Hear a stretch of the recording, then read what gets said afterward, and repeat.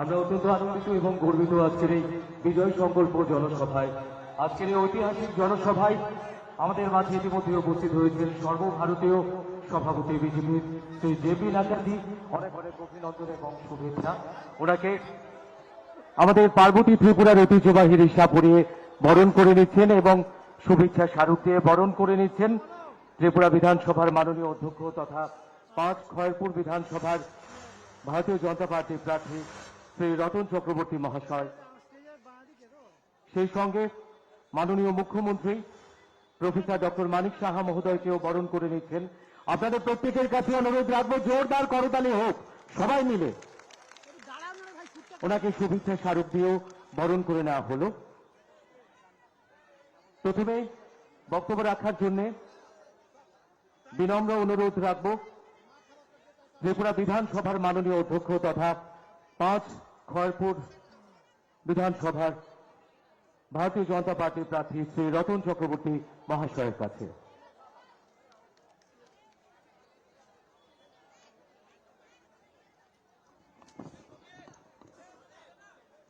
বন্দে মাতরম, ভারত মাতা কি জয়। আমি সবাইকে বলবো, আমি সারা বছরই আপনাদের পাশে থাকি। এবারও প্রায় 50টার উপর সভা করেছি। আমার কথা আপনারা সবসময় শোনেন, কিন্তু আজকে যার কথা শোনার জন্য এসছেন আমাদের এই দেশের আমাদের প্রাণপ্রিয় সভাপতি শ্রী জেপি নাড্ডাজি, আমি আমার মহিলা মোর্চার মা বোনদের উদ্দেশ্যে বলবো, আপনারা সবাই একবার উলুধ্বনি দিয়ে ওনাকে স্বাগত জানান। সবাই উলুধ্বনি দিন, সবাই উলুধ্বনি দিন, সবাই সবাই।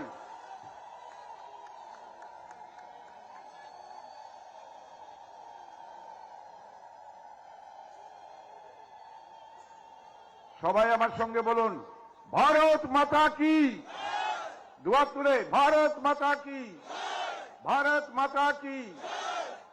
বন্ধুগণ, আজকের এই মঞ্চে উপস্থিত আছেন আমাদের দেশের ভারতীয় জনতা পার্টির আদরণীয় সভাপতি শ্রী জেপি নাড্ডাজি, উপস্থিত আছেন আমাদের প্রিয় মুখ্যমন্ত্রী প্রফেসর ডক্টর মানিক সাহাজি, উপস্থিত আছেন মঞ্চে আমাদের জেলা সভাপতি, আমাদের দুটো মণ্ডল সভাপতি, আমাদের প্রভারীগণ ডক্টর মহেশ শর্মা, আমাদের সর্বভারতীয় মুখপাত্র এবং কোঅর্ডিনেটর নর্থ ইস্ট সম্বিত পাত্রাজি এবং হরিশ রানাজি, যিনি আমাদের এখানে প্রভারী হিসেবে আছেন, উত্তরপ্রদেশের মন্ত্রী, এবং আমার শ্রদ্ধেয় মা বোনেরা, প্রিয় ভাই বন্ধু সজ্জন মণ্ডলী।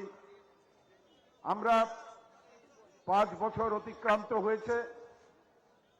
আজকের দিনে দাঁড়িয়ে 16 তারিখের জন্য আমার একটাই জনসভা গতবারও করেছিলাম। আমি বক্তৃতা করব না, শুধু একটা অনুরোধ করব, নাড্ডাজির বক্তৃতা শেষ না হওয়া পর্যন্ত আমাদের কোন লোক নিজের জায়গা ছেড়ে বাইরে বেরিয়ে যাবেন না, এটা আমার অনুরোধ। এই শৃঙ্খলা, এই ত্যাগ আমাদের এতদূর এগিয়ে দিয়েছে। গতবার আমি 1 ঘন্টা 50 মিনিট বক্তৃতা দিয়েছিলাম, যোগীজি আসতে দেরি হয়েছিল বলে। এইভাবে সারা মাঠ ভর্তি মানুষ সেদিন এত ভীতি কাটিয়ে এই মাঠে 5 ঘন্টা বসেছিলেন। আজকেও এই যে জনজোয়ার, জন উচ্ছ্বাস, এই যে আপনাদের উদ্দাম নৃত্য, হাসি, এটাই প্রমাণ করছে যে আমাদের সরকার মানুষের পাশে আছে, মানুষের জন্য দায়বদ্ধ একটা সরকার। আজকে আমাদের শিকাগো শহরে এক নরেন্দ্রনাথ শুরু করেছিলেন, আর আজকে আরেক নরেন্দ্রনাথ মোদী সারা বিশ্বে ভারতবর্ষের নেতৃত্ব প্রতিষ্ঠা করছেন। আমাদের দেশ আজ এগিয়ে চলেছে ডাবল ইঞ্জিনের সরকারকে সঙ্গে নিয়ে, এবং 81 কোটি মানুষকে আজকে 4 বছর চলল 5 কেজি করে বিনামূল্যে রেশন দিচ্ছেন, 2টো করে টিকা বিনামূল্যে আমাদের দিয়েছেন। আমরা এই 5 বছরে এই তো কিছু সত্ত্বেও এখানে আমরা ডিগ্রি কলেজ করেছি, এখানে আমরা আমাদের একটা প্রাইমারি হেলথ সেন্টার হয়েছে। সেদিন আদরণীয় মুখ্যমন্ত্রীর বাড়ি থেকে আমরা বুদ্ধজনগরে 100 শয্যা বিশিষ্ট 100 কোটি টাকার অত্যাধুনিক হাসপাতালের সেদিন শুভ সূচনা হয়েছে। আমরা এখানে সমস্ত স্কুলগুলোকে উন্নত করেছি। আমাদের শিক্ষা ব্যবস্থা, রাস্তাঘাট, পানীয় জলের, বিদ্যুতের কোনো সংকট নেই। আর সেখানে কোনো জাতপাতের বিভাজন হয়নি, সেখানে কোনো রাজনৈতিক বিভাজন হয়নি। সবকা সাথ, সবকা বিকাশ, সবকা বিশ্বাস, সবকা প্রয়াস, এই মন্ত্রে আজকে এই সরকার এবং আমরা এখানে এগিয়ে চলেছি। কত খুন করেছে এখানে, দিনের বেলা লাশ ফেলে রেখেছে, আবার সেই মস্তানগুলোকে, গুন্ডাগুলোকে নিয়ে বেরিয়েছে। এখানকার যিনি এমএলএ ছিলেন, যাকে সিপিএম এর পার্টি বারবার সাবধান সতর্ক করেও তাকে সংযুক্ত করতে পারেনি। তার রক্তের ভিতরে বীজ ঢুকে গেছে, সে হিংসা এবং অশান্তি ছাড়া কিছু চেনে না। কিন্তু আমি অনেক কষ্টে 5 বছর সামলেছি। এবার সাধু সাবধান, এভাবে যদি চলেন মানুষ কিন্তু গণপ্রতিরোধ করবে। এই আগুন থেকে কেউ রেহাই পাবেন না। সাবধান হয়ে যান। আমাদের 2 জন কর্মীকে ইতিমধ্যেই তারা মেরেছে। আমি অনুরোধ করব, তাদের এই প্ররোচনার ফাঁদে আপনারা পা দেবেন না। কারণ আমরা সমাজের অন্তিম ব্যক্তি পর্যন্ত আমরা সাহায্যের হাত বাড়িয়ে দিয়েছি। সে 3 লক্ষ ঘরই হোক, কিষাণ সম্মান নিধি হোক, 2000 টাকা ভাতা হোক, কর্মচারীদের পাওনা ডিএর অধিকাংশ মিটিয়ে দেওয়া হয়েছে এত বড় আর্থিক সংকটের মধ্য দিয়েও। আজকে অঙ্গনওয়াড়ি কর্মী বলুন, আশা কর্মী বলুন, আজকে মিড ডে মিলের কর্মী বলুন, হোমগার্ড বলুন, আজকে সবার মুখে চওড়া হাসি। কারণ চাঁদাবাজির জুলুম নেই। আজকে জনজাতির 5 জন মানুষ পদ্মশ্রী পুরস্কার পেয়েছে। একটা সুস্থ সংস্কৃতি বিকাশে এই সরকার বদ্ধপরিকর। আমি বক্তব্য দীর্ঘ করব না। প্রত্যেক জায়গায় আমি 50টার উপর সভা ছোট বড় করেছি, আরো এই কদিন করব। আমি আশা রাখবো আপনারা সবাই সুশৃঙ্খলভাবে, এবং মায়েদের বলবো, মাগো 5টা বছর অনেক সাহস নিয়ে 25 বছর মাথা কুটে আপনারা গণতন্ত্রকে রক্ষা করেছেন। আপনারা স্বপ্ন ভোলেননি, আশা ছাড়েননি। কংগ্রেসের বেইমানি সত্ত্বেও দিল্লিতে দোস্তি আর এখানে কুস্তি করে আমাদের শেষ করে দিয়েছে। শতাব্দী প্রাচীন কংগ্রেস এই হাজারো শহীদের রক্তকে অপমান করে আজকে তাদের পায়ে আত্মসমর্পণ করে 13টা আসন নিয়েছে। এই অশুভ জোট পশ্চিমবাংলায় শূন্য হয়েছে। এবং আমার হয়তো দুঃখ হবে, গণতন্ত্রে একটা শক্তিশালী বিরোধী দল আমরা চাই, কিন্তু আমি যদি অধ্যক্ষের আসনে দল আমাকে দেয়, তাহলে আমার বাঁ দিকে দেখব যে কংগ্রেস শূন্য এবং সিপিএম শূন্য।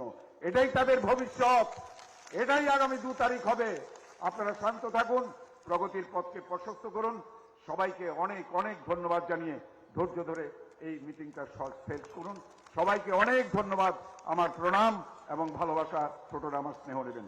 জয় হিন্দ, বন্দে মাতরম, ভারত মাতা কি জয়। মহাশয়কে অসংখ্য ধন্যবাদ। এবারে বক্তব্য রাখার জন্য বিনম্র অনুরোধ রাখবো 4 বটতলা বিধানসভা কেন্দ্রের ভারতীয় জনতা পার্টির প্রার্থী ডক্টর দিলীপ দাস মহাশয়ের কাছে।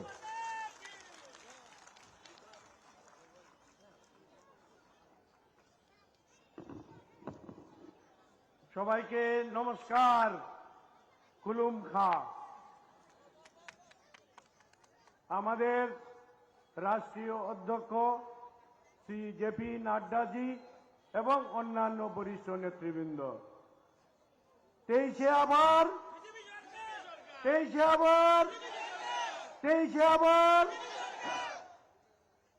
মোদীজি, নাড্ডাজি, অমিত শাহজি,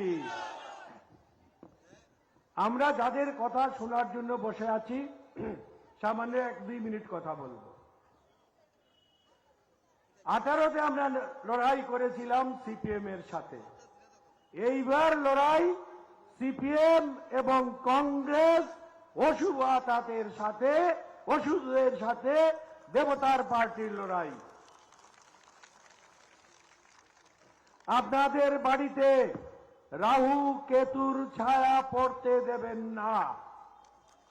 যখনই এরা বাড়িতে যাবে, তাদেরকে গেটের বাইরে দাঁড়িয়ে নমস্কার করে বলবেন, ভারতীয় জনতা পার্টি 5 বছর সে তার শাসন করতে পারে নাই।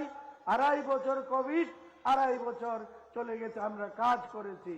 সুতরাং আমরা ভারতীয় জনতা পার্টিকে 5 বছরের একটা টার্ম দেব, এটা বদ্ধ করিবেন।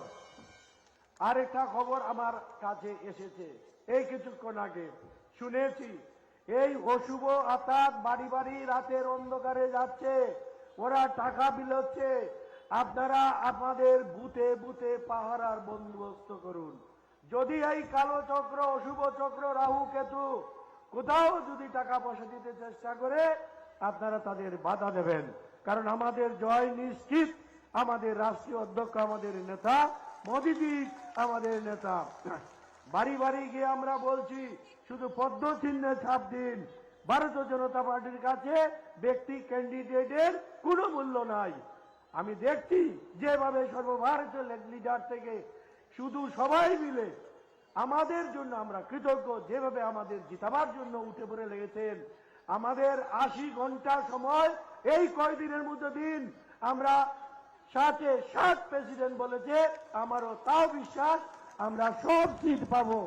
আজ থেকে খাওয়া দাওয়া বন্ধ যদি হয় করতে হবে, তন মন ধন দিয়ে এই সরকারটাকে আনতে হবে। এইটুকু আপনাদের কাছে প্রার্থনা। সবাইকে নমস্কার, ধন্যবাদ। মহাশয়কে অসংখ্য ধন্যবাদ। এবারে বক্তব্য রাখার জন্য বিনম্র অনুরোধ রাখবো রাজ্যের মাননীয় মুখ্যমন্ত্রী প্রফেসর ডক্টর মানিক সাহা মহোদয়ের কাছে।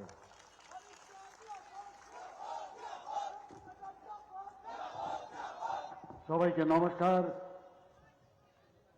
খোলঙ্কা হাম্বাই আজকের এই খয়েরপুর বিধানসভায় বিজয় সংকল্প যে জনসভা উপস্থিত আছেন, আমাদের সবার আদরণীয় পূজনীয় আমাদের সর্বভারতীয় ভারতীয় জনতা পার্টির সভাপতি আদরণীয় জেপি নাড্ডাজি, এবং এখানে আজকের আমাদের যে সদর রুরাল ডিস্ট্রিক্টের যে দুজন আমরা এখান থেকে ভারতীয় জনতা পার্টির পক্ষ থেকে মনোনয়ন দিয়েছি, 2 কেন্দ্রের থেকে, এই খয়েরপুরে আগেরও এখন বর্তমানেও উনি মাননীয় বিধায়ক এবং পবিত্র বিধানসভার মাননীয় স্পিকার শ্রী রতন চক্রবর্তী মহোদয় এবং ডক্টর দিলীপ কুমার দাস, যিনি বটজলা কেন্দ্র থেকে দাঁড়িয়েছেন, এবং অন্যান্য যারা মহানুভবরা আছেন, এবং এখানে মিডিয়া বন্ধুরা এবং মা ও বোনেরা, সবাইকে আমি হার্দিক অভিনন্দন জানাচ্ছি। বন্ধুগণ, আমি বেশি কিছু কথা বলবো না, শুধু আমরা আমাদের সর্বভারতীয় সভাপতি জেপি নাড্ডাজি এখানে আপনাদের উদ্দেশ্যে উনি কিছু বলবেন, সেইগুলো আপনারা শুনবেন মনোযোগ দিয়ে। তারপর একজনও আমি অনুরোধ করব এখান থেকে না যাওয়ার জন্য। বন্ধুগণ, কংগ্রেস, সিপিএম, তৃণমূল, এখন আবার সেই মথা এবং কমিউনিস্ট, তাদের থেকে আমাদের যদি মুক্তি আমাদের পেতে হয়, তাহলে ভারতীয় জনতা পার্টির যার সর্বশ্রেষ্ঠ নেতা হচ্ছে আমাদের যশস্বী প্রধানমন্ত্রী নরেন্দ্র মোদীজি, উনাকে পদ্ম চিহ্নে ভোট আপনারা দেবেন, এই আশা আমি রাখছি। এবং 16 তারিখ আপনারা যথাসময়ে সকালে সকালে গিয়ে নিজেরাও আমাদের যে 2 প্রার্থী আছে এই খয়েরপুর কেন্দ্রের সমস্ত ভাই বোনদের অনুরোধ রাখবো, সকাল সকাল 16 তারিখ গিয়ে পদ্ম চিহ্নে ভোট দেবেন এবং বিপুল ভোটে, আগে যে ভোট পেয়েছে তার থেকে আরো বেশি ভোটে উনাকে জয়যুক্ত করবেন। এবং এখানে বটজলার যদি কেউ থাকেন বা বটজলাবাসীকে জানিয়ে দেবেন আপনাদের বন্ধুদের যে উনাকেও যেন বিপুল ভোটে জয়যুক্ত করে, এই আশা রেখে আমি আমার বক্তব্য এখানে শেষ করছি। নমস্কার। বন্দে মাতরম। ভারত মাতা কি জয়। মাননীয় মুখ্যমন্ত্রী মহোদয়কে অসংখ্য ধন্যবাদ। এবারে বক্তব্য রাখার জন্য বিনম্র অনুরোধ রাখবো ভারতীয় জনতা পার্টির সর্বভারতীয় সভাপতি শ্রী জেপি নাড্ডাজি মহাশয়ের কাছে। ভারত মাতা কি, ভারত মাতা কি।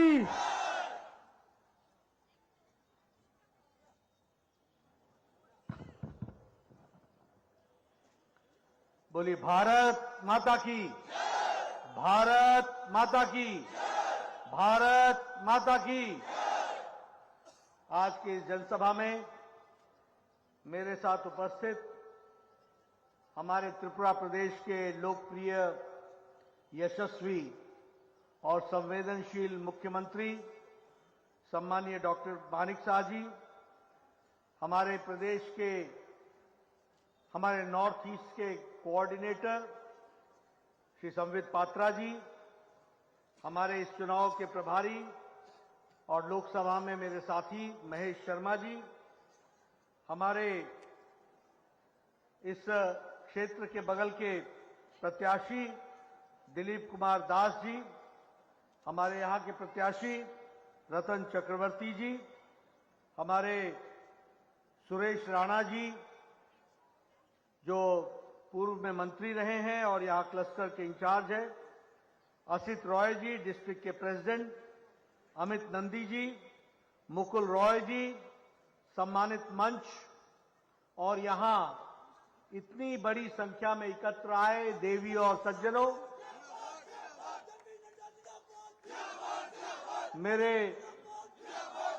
मेरे युवा नौजवान साथियों और मीडिया के मेरे साथी, प्रिंट मीडिया और इलेक्ट्रॉनिक मीडिया के मेरे साथी, मैं जब यहां पर आया हूं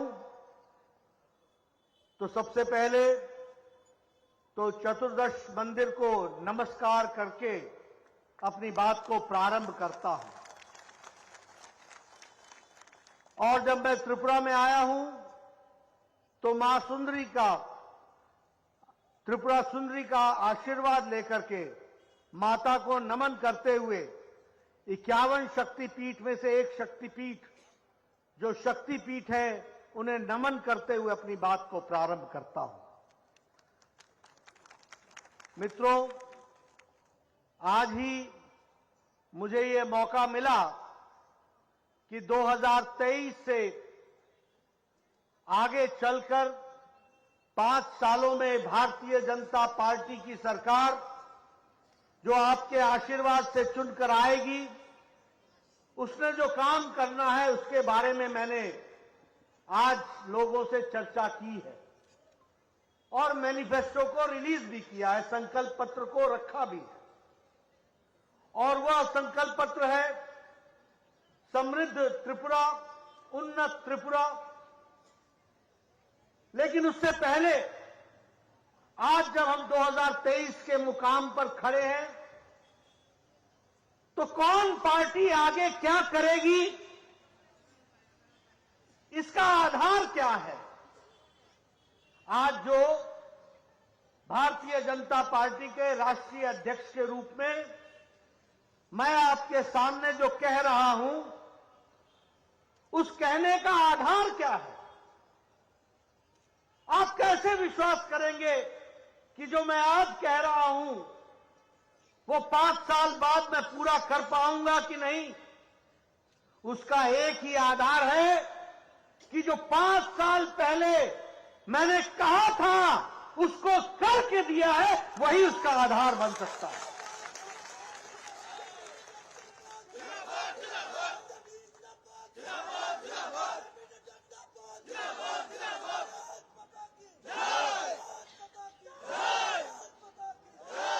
हमने कहा था 2018 में कुछ बातों के लिए त्रिपुरा से अलविदा हो जाएगा, उसका निकास द्वार होगा, उसका एग्जिट डोर होगा। त्रिपुरा की धरती पर 2018 के बाद वो बातें नहीं दिखेंगी। और आज मैं गौरव के साथ कह सकता हूं कि हम लोगों ने त्रिपुरा की धरती से लाल आतंकवाद को अलविदा कह दिया और उसको समाप्त कर दिया। आज हम गौरव के साथ ये कह सकते हैं, जो 2018 में त्रिपुरा भ्रष्टाचार में लिप्त था, आज उसको भ्रष्टाचार मुक्त बना दिया, यह हम गौरव के साथ कह सकते हैं। आज हम कह सकते हैं त्रिपुरा जो करप्शन और कमीशन के लिए जाना जाता था, उसको करप्शन और कमीशन मुक्त बना दिया, यह हम गौरव के साथ कह सकते हैं। आज हम ये कह सकते हैं कि गुंडा राज, क्रिमिनलाइजेशन, राजनीतिक द्वेष के कारण लोगों को समाप्त करना, ये 2018 तक की सीपीएम की नीति थी। लेकिन 2018 के बाद गुंडागर्दी को जड़ मूल से समाप्त करने का काम हम लोगों ने किया।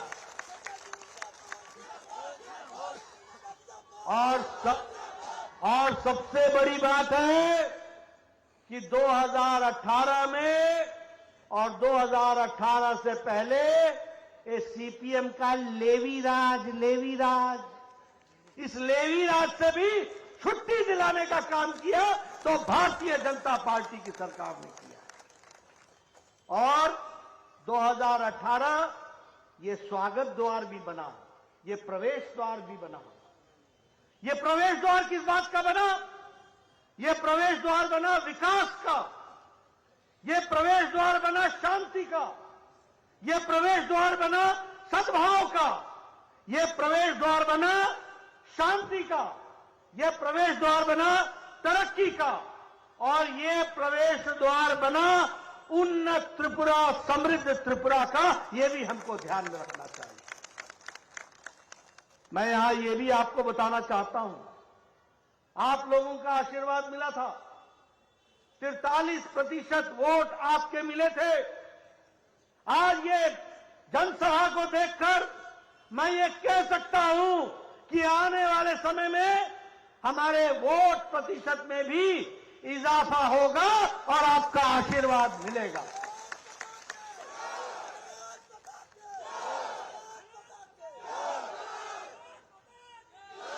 दो 2018 में त्रिपुरा की तस्वीर थी बंद, ब्लॉकेड, इंसर्जेंसी, और आज मैं ये कह सकता हूं कि त्रिपुरा की तस्वीर है पीस, प्रॉस्पेरिटी, डेवलपमेंट, शांति, विकास, तरक्की। यह हम गौरव के साथ कह सकते हैं। उसी तरीके से त्रिपुरा ने एक तरीके से मार्ग दिखाया है, और मार्ग ये दिखाया है पहले विप्लव देव की सरकार में और बाद में मानिक शाह जी की सरकार में, कि त्रिपुरा 5 साल में कितना बदल सकता है, इसकी तस्वीर और जीती जागती तस्वीर आज त्रिपुरा है।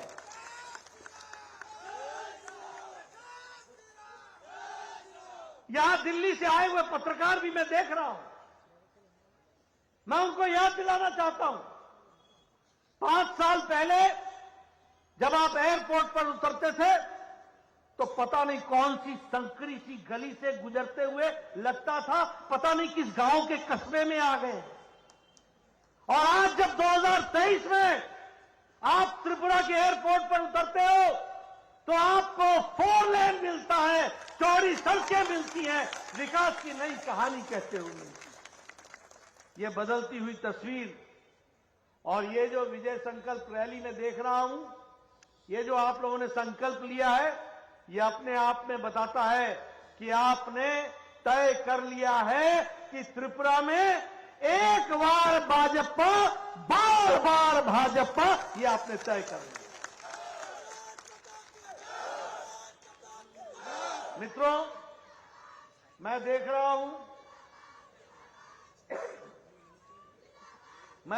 हूं इतनी बड़ी संख्या में हमारी बहनें आई हैं, मातृशक्ति आई है।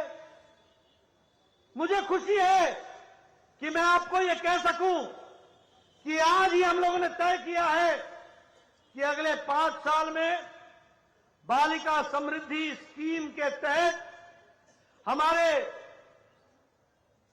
आर्थिक रूप से कमजोर परिवारों में आने वाली लक्ष्मी के लिए 50,000 रुपए का बॉन्ड देकर के लक्ष्मी को आगे बढ़ाएंगे। मैं ये भी बताना चाहता हूं कि मुख्यमंत्री कन्या आत्मनिर्भर योजना के तहत जो पढ़ने वाली बच्चियां हैं, जो पढ़ने में तेज हैं, जो आगे बढ़ेंगी, उनके लिए त्रिपुरा की सरकार उनको फ्री में स्कूटी देगी ताकि वो विकास कर सके।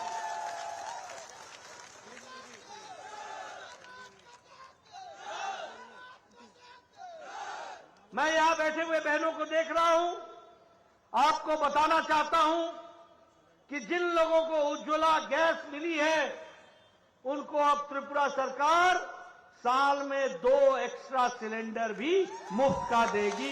ये भी हम आपको बताना चाहते हैं।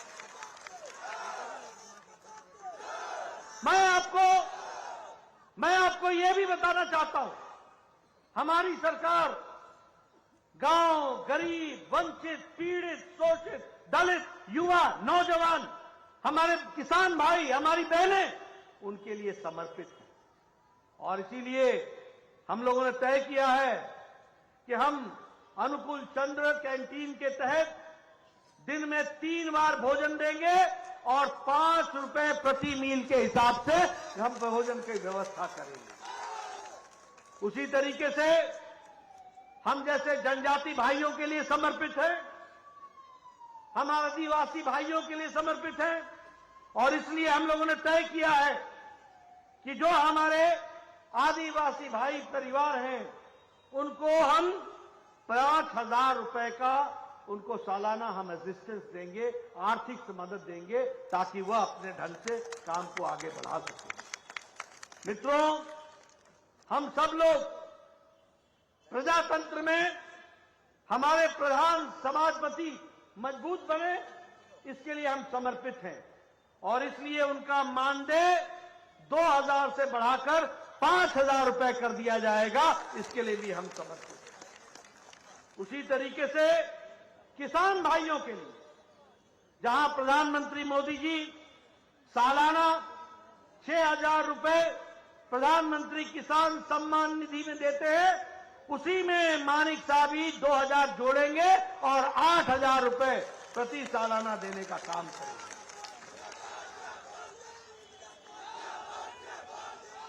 और इसी तरीके से हमारे मत्स्य सहायक योजना के तहत हमारे जो मछली पालन का काम करते हैं उनको भी सालाना 6,000 रुपए का आर्थिक मदद दी जाएगी।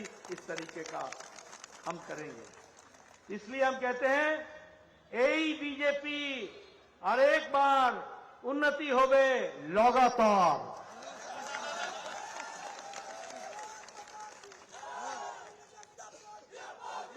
मित्रों,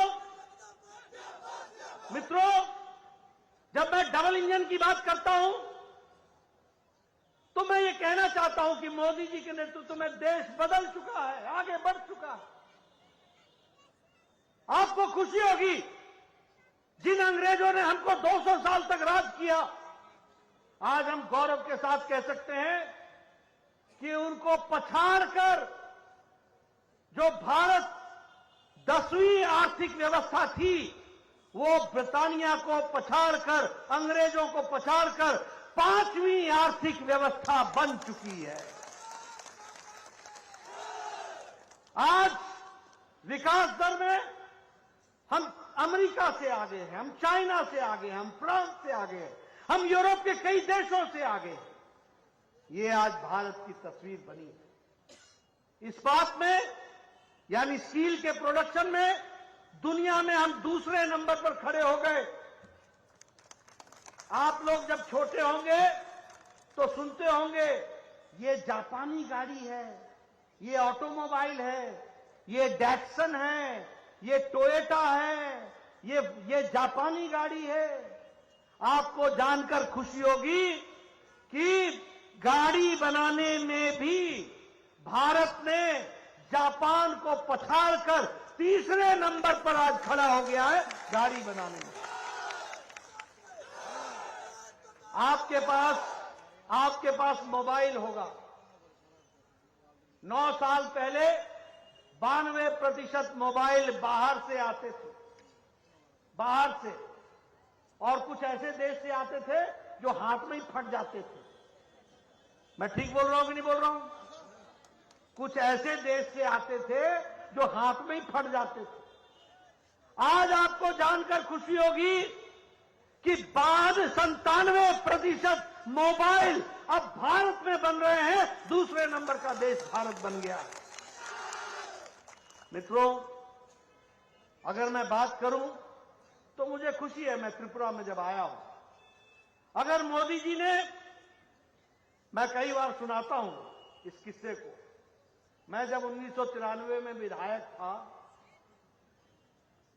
तो उस समय मेरे बीडीओ साहब, ब्लॉक डेवलपमेंट ऑफिसर साहब मेरे पास आके बोला करते थे कि नड्डा जी, आपको एक खुशखबरी सुनाता हूं। मैंने कहा सुनाओ, तो कहते थे कि 2 पंचायतों में आपको 1 इंदिरा आवास योजना मिला है, बताइए किसको दूं मैं।